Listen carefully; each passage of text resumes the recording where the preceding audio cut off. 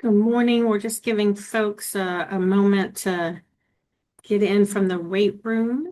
So we'll get started shortly.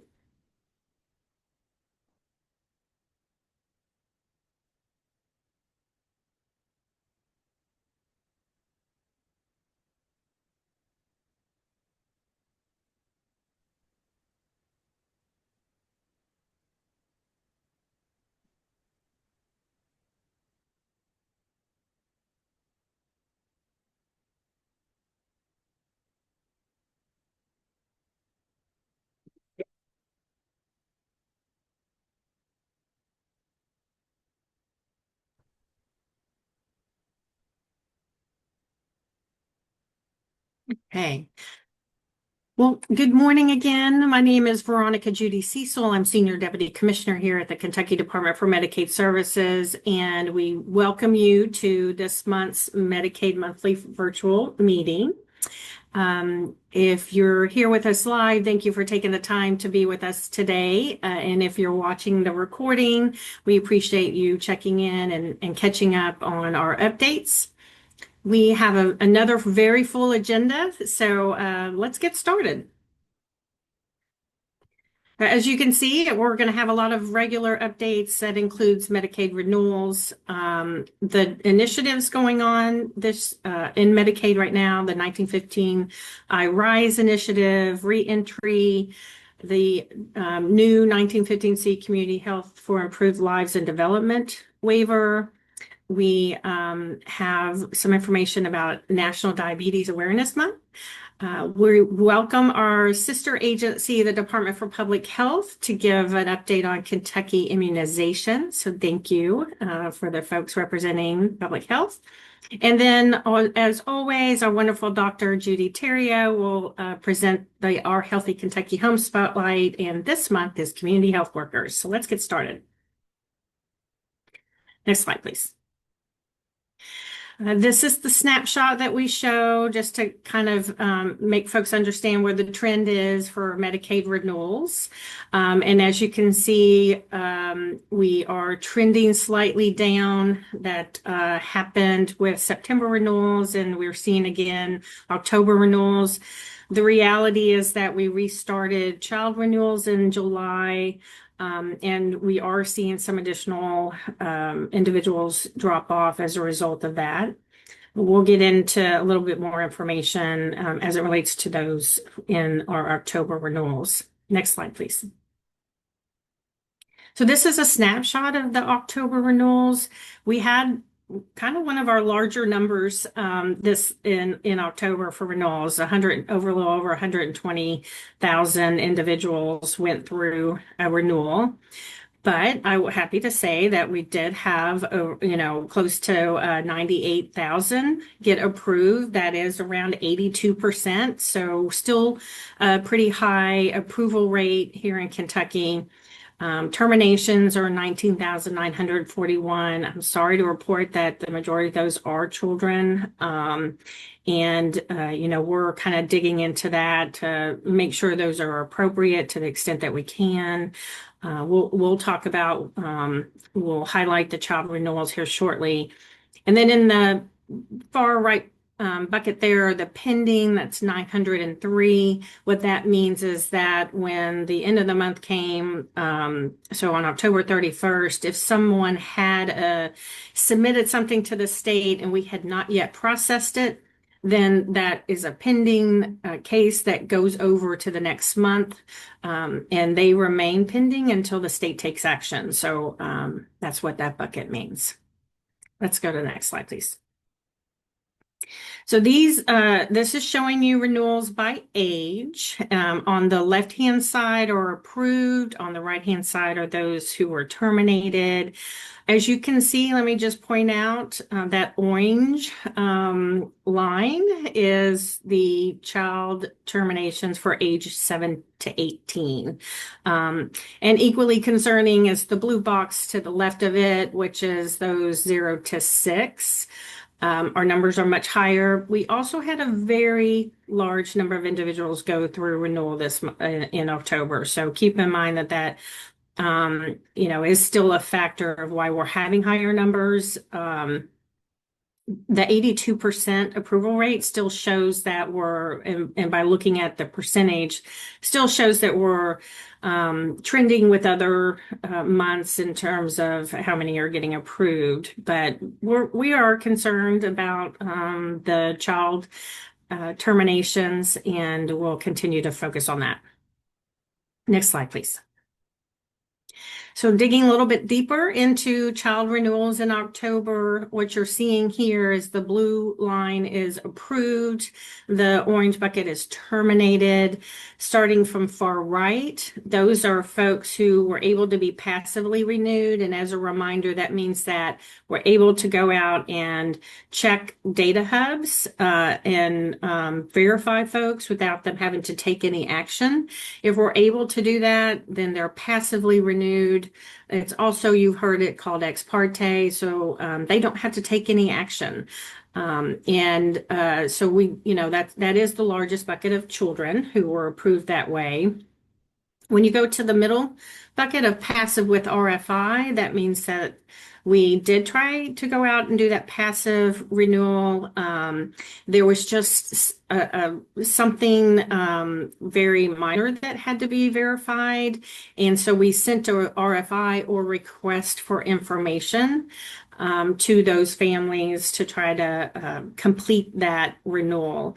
And as you can see, the large number there is 5,800 that were terminated that were in that bucket. And then on the far left are active. We always go out and try to ex parte or passively renew everyone, but when there is major changes in the case, then we drop to a pre-populated renewal, and we call that active renewal. So as you see there on the far left, it's around 7,300 children were terminated that were in that active renewal bucket. Next slide, please. This is showing you the reason for termination. And as we talked a lot during unwinding, and as we continue through our regular renewal process, our biggest reason for termination has continued to be failure to return their form or verification. And so just for child renewals, there were 10,497 of those terminations for that result. It's very concerning to us. We always encourage families to return the form. Let us make a determination as to whether or not a child's eligible. The biggest reason is because the eligibility is different for children. So we might be able to determine a child eligible even if no one else in the household is eligible. There's a higher federal poverty level limit. So we always just really encourage folks to return that form. The middle bucket there is those who were actually determined ineligible. So they did return something, and we were able to make the determination that they were ineligible. That's 2,400. And then the bottom, the smaller number, 739, is those folks who had other reasons. They might have asked for disenrollment. So again, very concerned about the failure to return numbers, and we continue to work on outreach. For all those joining us today, if you're in any way, shape, or form able to communicate with members that are going through renewal, always please emphasize if a child's involved to just encourage them to return that form. Next slide, please. So just a reminder, right now we are every 12 months, including children now are subject to a renewal. It's very important. We always encourage folks keep their information updated. We have to have a current address, even if it changes every month. Please update it every month. It's best if we also have email and phone numbers. We do reach out in every communication mode we have available in a file. So as folks are navigating renewal, it's their time. We do try to reach out to them by text, by email. We have people calling to follow up if they haven't responded about 15 days prior to their renewal date. Our managed care organizations also outreach to their members who are going through renewal. So having updated information is also helpful for them to be able to contact those individuals going through renewal. If you're not sure, if a member's not sure when their renewal month is, that information is available by calling Connect. They could go through their self-service portal and find it. Providers have access to the renewal date in Kentucky Health Net. So we always encourage providers as folks walk in for an appointment to maybe check that for them and give them an update on when they might be up for renewal. And just, again, that responding to any communication that we have that we need something to be able to complete that redetermination, just having folks respond to that. Next slide, please. So lots of outreach information out there. I talk about this every month because it's really important. We want folks to know that there is information that these flyers and brochures and bulletins are out there on our website, available for download, to be shared, to be posted. And so we have various ones about how to navigate different aspects of a renewal. Next slide, please. And then we have some specific for children. And so we've shared this with schools, with our Friskies.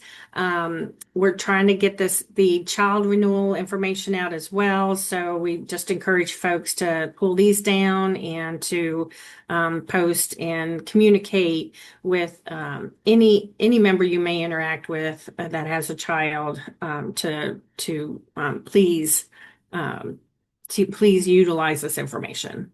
And all this is on our Kentucky Medicaid renewal website. So you can find all these there. Next slide, please. So this is the website, just to give you an idea of what it looks like. And this is where you can find those flyers. This is also where you can find our monthly Centers for Medicare and Medicaid Services report. We are required to file a report by the 8th of the month for the previous month's renewal processing. So lots of great additional information on that than what I've shared here. And then we also are required within 90 days following a renewal to send an updated monthly report that shows any pending, the results of any pending cases. So both the regular monthly report and the updated report are on our websites, and you can go out and get a lot more information about those renewals there. Our virtual forum presentations and recordings are there as well. Next slide, please.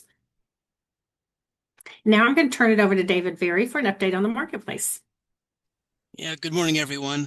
So Marketplace, of course, those are the ACA plans that we've been hearing in the news about, an integrated system. You just go to connect.ky.gov, and the system will figure out whether you're Medicaid eligible or whether you're eligible to purchase a qualified health plan with financial assistance. Obviously, the financial assistance is problematic this year, with it being lessened because of the lack of federal action. And so that means that a lot of people are seeing bills that are higher for January than they are now. So we're doing everything we can to emphasize the importance of getting insured if you're not, staying insured if you are, and finding a plan that best fits your circumstance. The worst thing we want to have happening is people not gain coverage or remain covered come January 1, and then March, April, May, they get sick, because there will be nothing that we can do for them in those scenarios. So what are we doing? Outbound calls are being made to every single household that is experiencing a $100 increase for their monthly premiums or more, to tell them, hey, we're still in business, we're still open, help them get an insurance agent to help navigate that complex world of private health insurance, and make sure we keep as many people insured as possible. There is a chance that next month that the tax credits that made it more robust financial assistance could be passed by Congress. We do have a contingency plan in place, so that, as always, our goal is to make sure that everyone gets as much assistance that they're eligible for. We're sitting at about 79,000 that persons who are enrolled for next year compared to 93,000 who are currently enrolled. So there's a huge gap yet to go. Lots of reasons for that, but there's a glimmer of hope. We've had over 2,000 people, almost 2,500, enroll for the first time. And while that's a relatively small number, it is on par to what we've kind of seen in the past. So we're really hoping that people find an option that best fits their needs. We have seen over 3,000 people who have already taken action to disenroll themselves for January 1 ongoing. Again, that's a kind of small number, but that's scary because those people most probably will either be uninsured or drastically underinsured. And that kind of is what the big ask. I'm going to ask you guys is that please get the word out that A, we're open for business. We always have been. Even with the federal shutdown, we were open for business. B, there still is financial assistance available. We will help you find a solution. And probably most importantly, don't disenroll from a qualified health plan and then enroll in something lesser and then be caught in the situation mid-year where you're not in something that can help your needs. Because we absolutely cannot go ahead and enroll you unless you have some kind of qualifying life event, and that is not one of them. So I think that's all I have. I'm trying to keep it brief. So my colleagues, and if you're putting questions into the chat, I'll be glad to answer them. Thank you, David. I appreciate that. So now we're going to move on, and we will continue to monitor the chat for any questions. We move on to House Resolution 1, and a question in the chat actually was somewhat relevant to this. So this was signed into law on July 4th, and it does make major changes to eligibility, Medicaid eligibility, SNAP eligibility, and then also a rural health transformation plan, which I'll talk about in a minute, but just to remind folks, and we discussed some of these changes either last month or the month before. The primary Medicaid eligibility changes that are coming up in October next year, so October 1 of 2026, there's a change in the definition of an immigrant that's going to impact Medicaid. And then on December 31st, 2026, the two other big changes for folks in our expansion population, and so that those are folks who are aged 19 to 64. They will be subject to what's called work or community engagement requirements. And we'll start to talk about that a little bit more in future meetings as CMS, the Centers for Medicare and Medicaid Services, comes out with guidance. We expect that fairly soon. But there's a lot of questions that are not answered by the legislation. And so we really need that federal agency guidance for us to truly understand how it impacts folks. And then the other one that's on December 31st, 2026 is moving to a 6-month renewal for folks that are part of that expansion population. And then starting January 1 of 2027, we'll be limited in how far back we can retroactively enroll someone. And so starting in January of 27, we can only go back 1 month for the expansion population and 2 months for the rest of the population. So we will absolutely be talking about these more as we move through understanding the requirements as we talk through our implementation. So definitely stay tuned for those updates. Next slide, please. What I want to focus on now is Rural Health Transformation Plan. And Secretary Steve Stack did present on this to the Medicaid Oversight and Advisory Board not too long ago. So if you want to, he did an amazing job of talking through this. And so if you're really interested in it, I recommend that you go and look for that video. It's posted on the Legislative Research Commission website or their YouTube channel. And you can go and listen to his testimony, and there's a little bit more of an expanded slide deck that's related to that. But for today, and given our very full agenda, I'm just going to highlight a couple of things. And that is, we did submit our plan according to the requirements it was supposed to be by November 5th. Kentucky submitted theirs November 3rd. And so we were happy to get that submitted. That was a lot of work that had to be done in 6 months. I mean, excuse me, 6 weeks. We had 6 weeks to pull together a plan that will transform rural health in Kentucky. So quite an accomplishment. We did that by engaging various stakeholders across the state, providers, advocates, just various organizations who provided us some feedback. We also got letters of support from like 100 organizations. I don't have the exact number, but a lot of organizations in support of our plan that was submitted.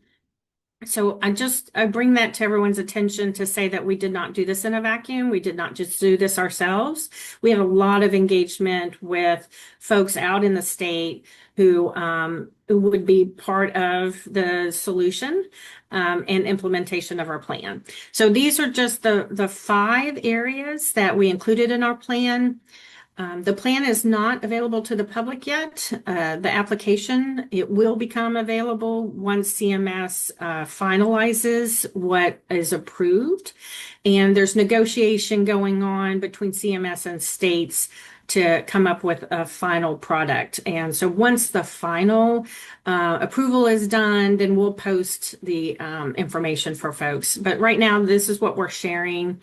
And as you can see, we've tied our 5 initiatives to what the strategic goal was, included in the notice of funding opportunity that aligned to HR1. And then in that notice of opportunity, where you see that far right column, use of funds, it ties back to those specific paragraphs to show that we recognize the requirement and we have addressed it through our submission. And so I'm not going to go into these in detail, but as you can see, just at a high level, we're really focused on chronic care in the rural areas, proposing a community hub type model. We are number 2, powering maternal and infant health. And so we're going to be really focused on those maternity care deserts.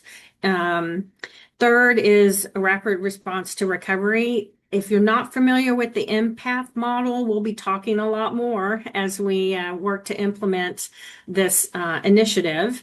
And there's already a pilot out there that is demonstrating some really great outcomes with the empath model. And we'll be focused on mobile crisis and telehealth as part of that initiative. Rooted in Healthcare, which I think is a really clever name for our dental access initiative. So we are, I think we all recognize that we have a lack of access to dental care. And so we really want to put some of this funding towards increasing that access. And then that last initiative, Crisis to Care, Integrated EMS and Trauma Response. We are also, looking to bolster the emergency medical services, ambulance transportation, and think of different ways to maximize their response to a call. Being able to, we already have a Medicaid treat in place, or triage and transport, and they can transport to other areas. But this will allow us to expand that model across the rural health area. Next slide, please. And this is just the timeline. So we did submit our application on November 3rd. CMS right now, all 50 states submitted an application. So they're kind of, going through those. There is a requirement that they have to issue the funds, or they have to approve the funds by December 31st. So we at least know we have that date, that something will happen. But CMS has already indicated to states they're going to be working with us in the next month to try to make sure that our application's approvable and we're all aligned in what the state's trying to accomplish. And then once the funds are distributed, that'll happen early next year. The funds are distributed on a yearly basis, on an annual basis. And we'll go from there, but we'll keep folks updated on that approval and the implementation plan through this meeting. Next slide, please. All right, I'm happy to turn it over for a 1915 iRise initiative update. Great, thank you so much. My name is Tanya Dickinson. I'm with the Department for Behavioral Health, Developmental and Intellectual Disabilities, otherwise known as BDID, and I'm working with the 1915 iRise initiative implementation. Next slide, please. I know we've got a real tight agenda and lots of other things still to come, so I'll just give a quick update because I think most of the folks here are probably familiar with the overview of the program. It's a relatively new amendment to the Kentucky State Plan under 1915I. It's a service or set of services designed for Medicaid eligible adults 18 and over who have a serious mental illness with or without a co-occurring substance use disorder. We are pleased that the program will be offering on a community basis 10 services to assist individual participants in being successful within their communities, within their own goals and desires and objectives. The 10 services are assistive technology, case management, which absolutely every participant receives, and then the case manager helps broker their access to the other services. Housing and tenancy supports, in-home independent living supports, medication management, planned respite for caregivers, supervised residential care, supported employment and education, and non-medical transportation. The initials of RISE are exactly what the program stands for: recovery, independence, support, and engagement. And a participant will initially be referred to the program. They can a discharge planner at a state psychiatric hospital, a family member, whomever, can contact the program to refer the individual. They'll have a brief eligibility screening with a staff member to determine that they are meeting those criteria of Medicaid eligibility and diagnosis and such. And then they will be referred to an assessor who will do a much more in-depth review with the individual of what services they need, what resources they bring. Then they're referred to the case manager, who then helps them find other service providers. All the service providers are selected by the individual. They'll be listed on the department's webpage under the provider directory, just like if you're familiar with the 1915C waivers, just like those providers are now. Next slide, please. The update for current status of the implementation is we're up to 5 certified providers, and I think there will be at least 1 or 2 more by the end of this week, with 70 plus more somewhere in the application or review process. We're doing outreach every day, lots of it, speaking at a lot of group meetings, provider professional meetings, and we run a weekly office hours where we encourage providers or potential providers to get onto a Zoom meeting with us, and we're just available to answer any questions they might have. But like I say, it's a lot of outreach and a lot of preparation. We're hoping to be able to announce really soon that we can start accepting participants for referrals. But right now, if someone is interested, they can send an email to our 1915 iRise initiative email address, and we'll keep them on a list for future outreach since there is no waiting list or anything like there is on the waiver programs. We are very close. We've got to getting to that point of being able to accept participant referrals, but we're waiting for that sweet spot to have enough providers available to give them, to provide all the services all the way across the state and to give individuals a relevant choice on that provider directory. So very soon, stay tuned. And but this may be the, if this is where you're getting the most regular updates, you'll hear about it here first. When I can't talk and put things in the chat box at the same time, but I'll put contact information for our website, email addresses, the regulations that govern the services and that sort of thing in the chat box as soon as I'm done. And that's really all I've got. So on to the next for reentry. Hi, my name is Heather Graham. I'm a behavioral health specialist with the Department for Medicaid Services and under the Division of Quality and Population Health. I've been asked to give the reentry update today as a Team Kentucky 1115 team member. So if you want to go to the next slide for me. Thank you. Just an overview of the reentry. It is an 1115 program. It's called Team Kentucky, and it is part of the demonstration that has approval through December of 2029 at the moment.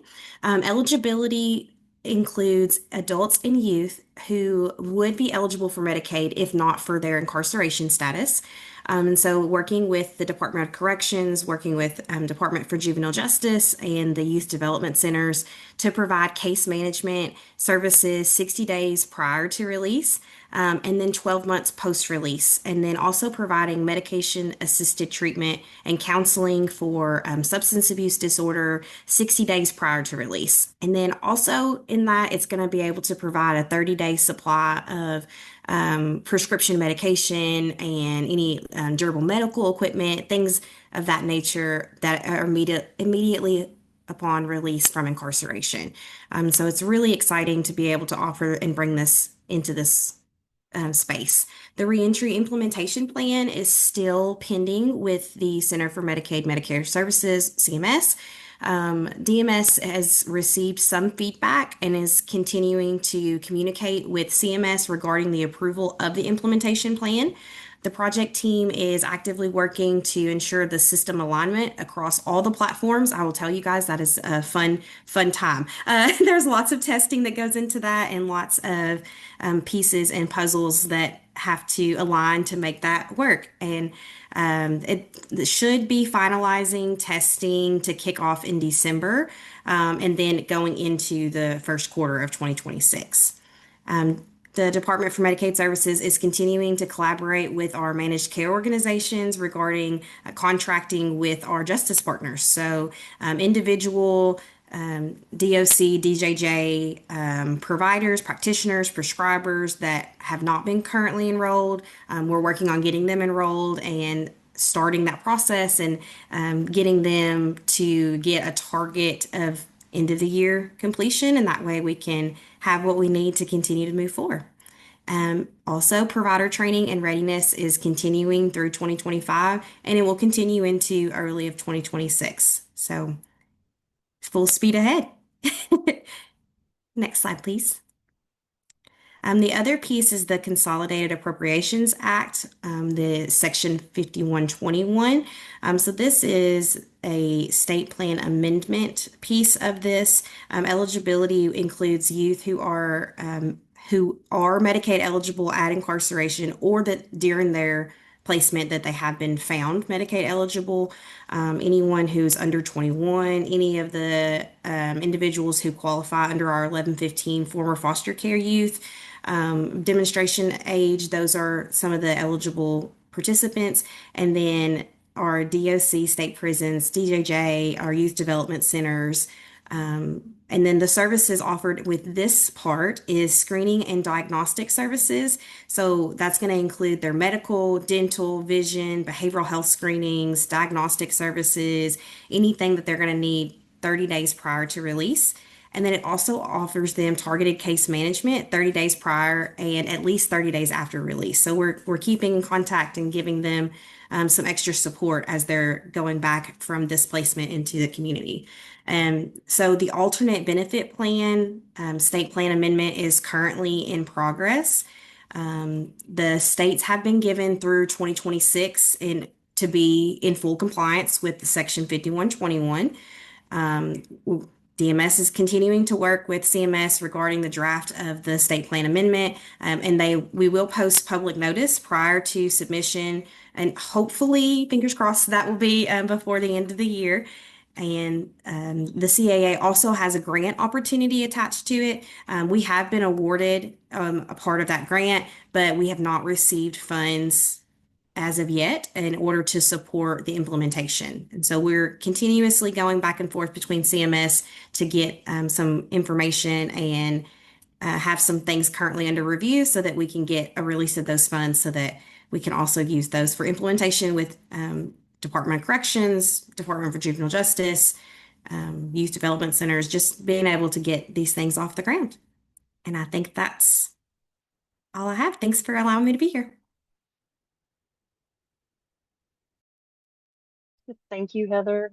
Hello, everyone. I'm Carmen Hancock. I'm the Division Director for Long-Term Services and Supports here within Medicaid. I'm here this morning to talk about our 1915C Child Waiver, Community Health for Improved Lives and Development. Next slide, please. As Tanya said earlier, I know that many of you on the call are probably aware, so we'll go sort of quickly through these initial slides because we have exciting news to share in some of our later slides. So Community Health for Improved Lives and Development, the Child Waiver, is a new Kentucky Medicaid program designed to help Kentucky children and youth with significant behavioral health or developmental challenges get the services they need. Of course, with the intent to be, they stay at home, they stay in their schools, they stay in their communities to the greatest extent possible.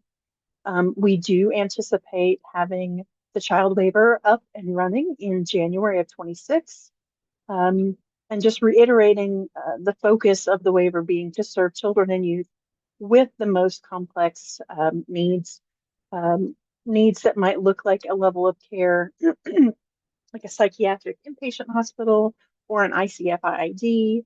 The child waiver does include clinical therapeutic services, residential services, and some other really unique features that you may not have seen in our existing 1915C waivers.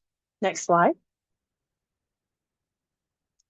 The waiver is designed to serve children and youth under age 21 with significant behavioral health or developmental needs. And like I said, Kentucky kids who need a level of care that would be provided in an inpatient facility, intermediate care facility for individuals with intellectual or developmental disabilities or a hospital setting, but they can be safely supported at home or in the community with the right set of services. Next slide.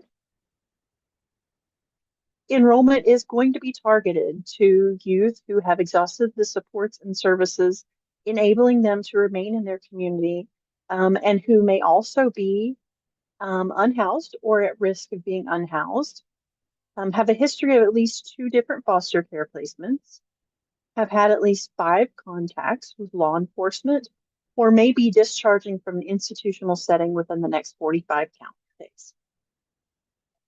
Next slide. There are 6 services that are going to be included within the child waiver: case management, community living supports, environmental and minor home modifications, planned respite for caregivers, supervised residential care, and those clinical and therapeutic services. Next slide. Our current updates. We are so excited to share with everyone that we did receive Centers for Medicare and Medicaid Services approval for the child waiver on November 6th. So very, very recent. And we are now hot and heavy getting things up and running and going for these children who need services. We actually started with provider information sessions this week. We had a session on Tuesday and Wednesday, and we have another informational session tomorrow. So we've started that outreach and enrollment, and getting the provider community established and with the training and supports that they need. Um, we already have our in-person new provider orientation session scheduled. This is being held in Frankfurt on December 16th. So we are so thrilled to be able to do this in person, to build this new provider community in a very hands-on and engaging way, and just very excited with the news that we're going to be moving forward with this much needed program. And I believe that might be the last slide. Yes, thank you all so much. Yes, hello. I'm Lisa Harris, Population Health Branch Manager, here today to talk about November and National Diabetes Awareness Month.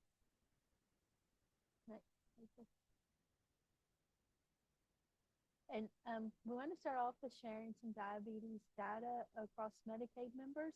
So this is from the 2025 diabetes report that was published earlier this year, notated in this slide below. And there are two lines here. The top line is showing adults and demographics, and then the bottom line is children. Hey, Letha, Oh, yes. we can't hear you. Like, Oh, no. not very, very little. I'm so sorry to interrupt Oh, you. no. Can you hear me any better now at all? If I hold that closer? I don't know. Hold on. Yeah, hold on. Let me plug in a different.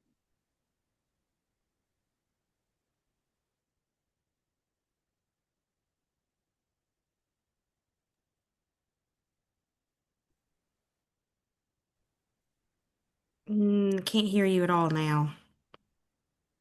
Oh, no. Oh, Now can you hear me? now Sorry. we can. Now you're good. Go for it. All right, thank you. No, thank you very much. All right, so I was just sharing that we wanted to share a little bit about the diabetes data amongst Medicaid members in Kentucky, and this is taken from the 2025 diabetes report that was published earlier this year. And it is 2023 data, and the first line is sharing about adults with diabetes and demographics information, and then the bottom line is children and their age broke down, and you can see a male or female amongst race and rural and urban city. And we can see that there are roughly about 1.2 million adults in Kentucky receiving Medicaid during 2023, and about a little over 170,000 had a diagnosis of diabetes, representing close to 15% of Medicaid members with a diabetes diagnosis. We had a little close to 670,000 children, with a little over 3,000 with a diabetes diagnosis. That's about 1%. We see a higher prevalence among females in the adults and in the children. And you can see among races, white is second, but then we can see in the adults, it does, race unknown is the highest category with how people report, but there is also a high prevalence of people of color, Hispanic and Black represented there in the bars. One of the things that the data also tells us is that it does vary amongst where you live. Among metro, non-metro, and non-metro rural, there's about a 5% difference in whether you will have diabetes more prevalent in non-metro rural areas as compared to metro. And so again, the link to that diabetes report will be in this presentation when shared. So thank you. Next slide. Some of the things you might want to know if signs and symptoms of diabetes. There are two types of diabetes. There's diabetes type 1 and diabetes type 2 you might have heard about, or you might be living with a diagnosis. Type 1 diabetes is an autoimmune condition, and that's why on the previous slide, children it's less prevalent in children because of type 1 is what most children are diagnosed with, where type 2 is a later onset because that is, on the other hand, is not an autoimmune condition. The autoimmune condition of type 1 is where your body is not insulin producing, and then type 2 is your body can produce insulin, but it's not sufficient enough to control your blood glucose levels. And so those are the main differences. So some of the symptoms of diabetes we have listed here that you can see, always hungry, always thirsty, and then you can go on to, affect your vision, your weight, and nausea. So if you are having some of those symptoms, or maybe you are living with diagnosis and still having symptoms, then you may want to speak to your provider and help that management. Because if you're diabetes management is very important, because there are lots of associated complications. As you see also listed in the second picture here, heart attack, stroke, going down, can affect your eyes, it can affect your circular system, and a wide variety of things. So that's why you always hear about, managing diabetes, and there's a lot of different tools to help combat that. So next slide. So Medicaid does cover a variety of services and tools that can help members living with diabetes. You have access to providers who might specialize in diabetes care, plus your general practitioner. They can help support you in your management. They can provide education services. There's also access to medical nutrition therapy, because a lot of managing diabetes is managing your diet and how your body is reacting to the food and or the activity that you're doing, and the food you might need to support that activity. So that's why management tools such as blood pressure cuffs, blood glucose monitors, continuous glucose monitors. We have a great policy coverage for those. And newer on the market are artificial insulin delivery devices that also may be covered depending on your coverage. We also, managing diabetes is a lot of mental, managing that diagnosis plus the changes in your lifestyle, or you might be providing care for somebody in your family. There's the mental health support. Our managed care organizations also, if you are being served by one of those, have great care navigation, care management programs, and also access to value-added benefits, including rewards for healthy activities and other support. Next slide. So we did want to share new this year Connect resources, which hopefully everybody attending here today has heard about and visited Connect Resources site.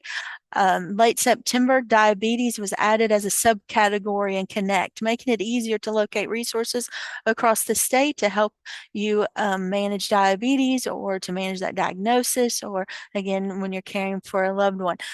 A wonderful sister agency, the Department of Public Health, also has diabetes programs, for diabetes prevention, healthy living with diabetes, and diabetes 101. And you can find where all those services are in your area. Also on Connect, all of those are listed there. And so we did want to share that update for those to want to access, plus our QR codes. And I do see the link to Connect was put into the chat for everybody. And then next, if you are wanting to learn more about diabetes, we do have within our cabinet the Gov Delivery System notification. And I believe on our Medicaid website, when you visit that, there is a link to sign up for delivery system notifications, and then you can select channels of interest, and then you will receive information relevant to that channel. Some of the channels include, and this is not, there are Medicaid specific ones such as Medicaid renewals. We have created a diabetes channel, but public health also has channels. Also Department of Community-Based Services and other departments within the cabinet will have channels that you can sign up for. If you do sign up for the diabetes channel, you will then start receiving our Medicaid's diabetes campaign messages that went live this summer. Also, for our Medicaid members and providers, we have created resource web pages, and the links are here. We encourage you to go and visit those, and then you will also receive a link to sign up for those channels if you are interested. Additional resources are always being developed, as you saw even in the Rural Health Transformation application. Diabetes, it was listed as, it definitely affects our members, and we'd love to improve those health outcomes. So thank you for listening today, and I'm sorry for the tech problems in the beginning.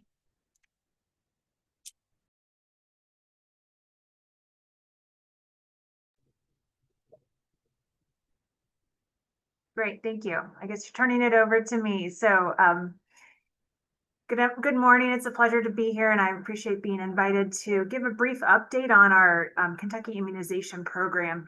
There's a lot I could say on this topic. I know we don't have a lot of time this morning, so I'm just going to go over a few highlights of what our program does in the state and some of the resources that we have available to you all. Next slide, please.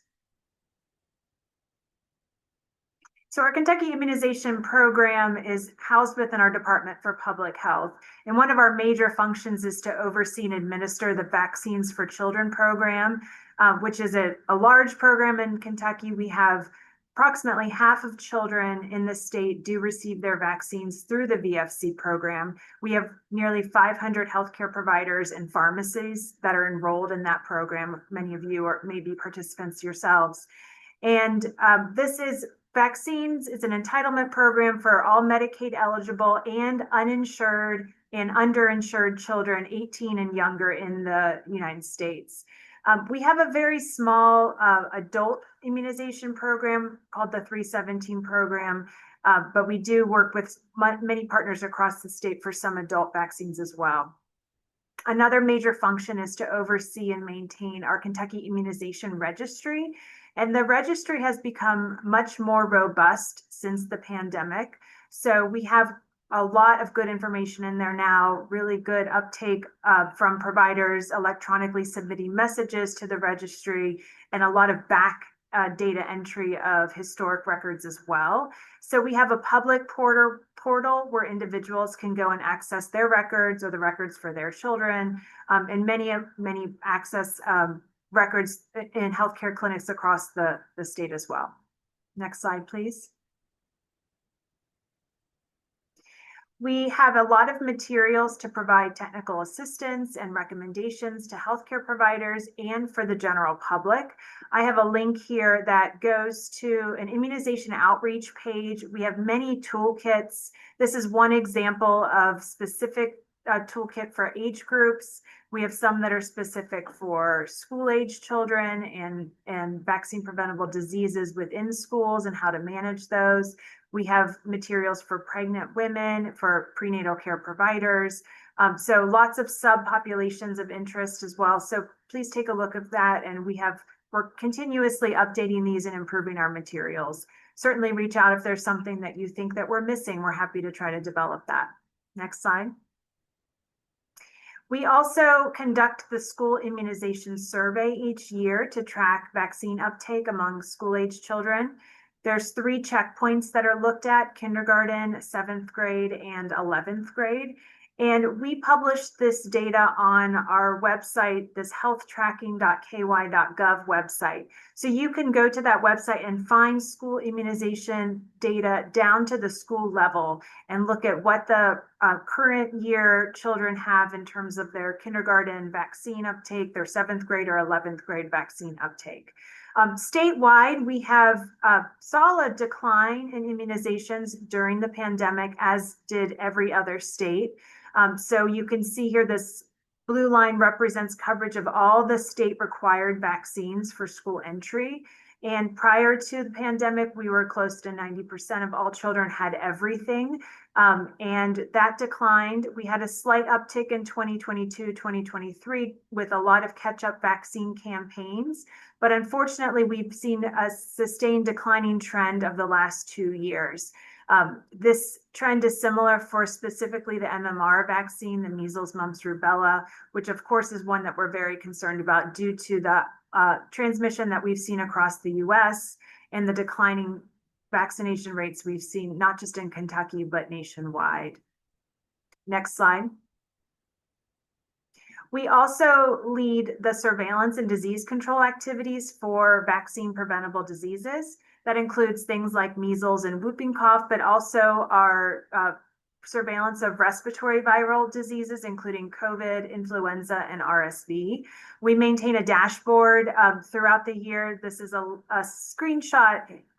What this is showing is the laboratory tests for COVID, flu, and RSV. I know it's not easy to see this, but this shows last season and then as we're heading into this season.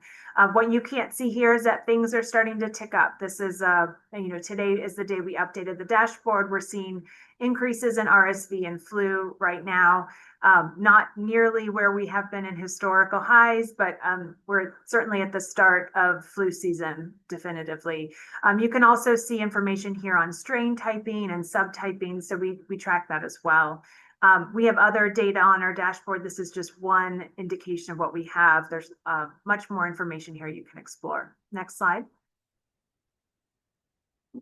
So why does all this matter? Well, we are seeing more incidences of vaccine preventable disease in the United States than we have for decades. You surely are aware of the widespread measles outbreak that we've been managing in the US. Also has affected Canada and Mexico. We've had more cases this year in the United States and in Kentucky than we have seen in decades. Canada recently announced that they have lost what's considered their measles elimination status. That means they've gone 12 months with sustained measles transmission of the same strain, same virus. We anticipate that the United States will likely also lose elimination status in the coming months. So unfortunately, we seem to be on losing side of this battle at this time. We also are having an ongoing increase of whooping cough or pertussis. We've had more cases reported in Kentucky this year than we have seen in more than 13 years. We had 3 infants die in the past year of whooping cough. All of them were either too young to have been immunized or were old enough to have received their first dose, but were unimmunized. Their mothers were not vaccinated during pregnancy. We have thousands of ED visits and hospitalizations for influenza and COVID each year among Kentucky children. We had 8 children die last year of flu, 1 child die of COVID-19. And shockingly, we've also seen a resurgence of Haemophilus influenza type B, which had been virtually eliminated in the United States. We've had 2 cases this year in Kentucky, including one that was a fatal case. So these diseases are very serious, and we absolutely want to continue to promote the full breadth of vaccination to support the health of children in Kentucky. Next slide, please. So I just want to thank my colleagues within the Kentucky Immunization Branch and our Kentucky local health departments. And my information is here. Certainly reach out if you need anything, and I'm happy to share. Thank you.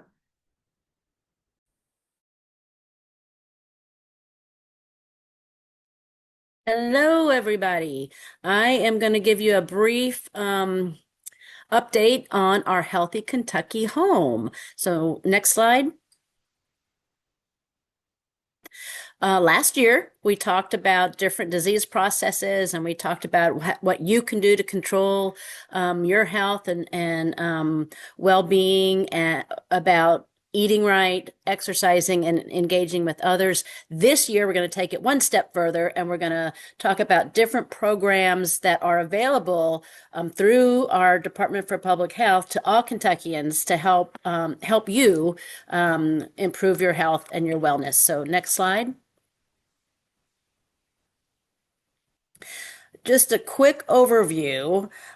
We did see a little bit of decrease in our 2024 Kentucky data on adults with obesity, barely, and adults not gauging in exercise, unfortunately, or fortunately went down, but smoking stayed the same. And why do we care about these behaviors? It's because they lead to chronic health conditions. And so when we look at that in 2024, we saw increases in adults with depression, diabetes, and heart disease. So we want to try and improve our behaviors or do behaviors that will help combat or fight off those chronic health conditions. And as you know, health is not just found in clinics and hospitals, but it's really built where we live, work, play, and grow. And so throughout the entire year, we're going to talk about different programs that can help you. So next slide. This month, we're talking about community health workers. And what do community health workers do? They bridge the gap between the clinic or the medical community and your community where you live. So next slide. They really are a crucial link between social services and medical health and medical providers. They are not medical providers, but they work with those practitioners in clinics, in hospitals, sometimes in your doctor's offices, and they help connect the dots between what the doctor is saying, what the doctor wants you to do, and how to actually do it, and what's resources and services are there. To become a community health worker, you have to undergo 40 hours of formal training and get earn competency in 8 core competencies. And then you also have to do kind of like an apprenticeship or earn at least 40 hours with a mentor to become certified. Our Department for Public Health is the one that certifies our community health workers, and currently we have 656 certified community health workers in almost all of our counties to date. So next slide. So what do community health workers do? They can help educate members on prevention and self-care. Letha was talking about diabetes. Community health workers can help connect you to different ways to learn about diabetes and different things you can do within your community to take control of the diabetes as far as eating, shopping, and exercising. Community health workers can coordinate appointments for you and help get you transportation to appointments. They can connect you to different services around the community and just make you aware that the services exist. And some community health workers, they're not medical providers, like I said, but they are trained to manage healthcare issues. So some have special training in diabetes, for example, and they can help you better understand the disease process and what the doctors want you to do. So next slide. Who is allowed to order services for the community health workers? Well, because we're Medicaid and we provide medical services, it is going to be medical providers. So physicians, physician assistants, nurse midwives, nurse practitioners, dentists, optometrists, all of these providers can order community health worker services for an individual. Next slide. There's no requirement for the patient to see the provider first. The provider just has to put in the order. Then the patient can see the provider and help connect to services. All they have to do is document in the patient's chart, what that order has to be there. They have to do notes, what did they do and what did they say to help the patient. And you have to have a care plan and follow the care plan. So next slide. And again, services could include the health system navigation, getting you to proper appointments, helping that out, the health promotion and coaching, preventive health training, again, for example, with diabetes, and health education and training. And yes, this is a big part of chronic care management services is community health workers. So next slide. So far, Medicaid has paid over $200,000 to providers only in 2025 for this service. Next slide. Our MCOs will reimburse for the community health workers, and actually all of our MCOs also employ community health workers to help their members. And our fee-for-service Medicaid will also reimburse for community health worker services. So next slide. Currently, I always get this question, can a community-based organization bill for these services? And the answer is unfortunately no, because it's based on medical care, because we're Medicaid and we provide medical care. The community health worker services that we reimburse for have to be through one of our providers ordering the service. The other caveat is if a provider receives federal or state funds or a grant to pay for community health workers, then that provider cannot also bill for the community health worker services. And that's just because that would be double dipping into the funding. So next slide. So this is my summary. We're talking about healthy eating at least two fruits and vegetables a day, not 5, but 2. We can all do that. Exercising regularly 3 times a week for 30 minutes a day. We can do that. Just go out and have a nice little power walk for 30 minutes. And then engaging with others, getting out there. Don't stay at home on Zoom like we are now. Take a walk with a exercise buddy, go to church, talk to people at the grocery store. So engaging with others is very, very important too. And what is all this about? It's to improve health, all of our health, because we are in control of that. So thank you very much.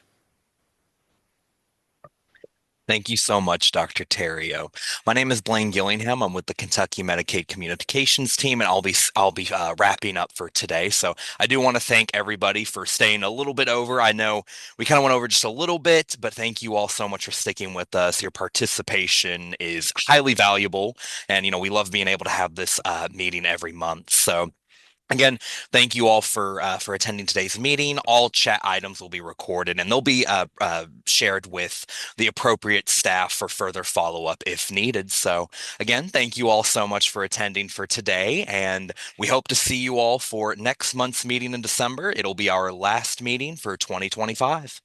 So again, thank you all. Thank you.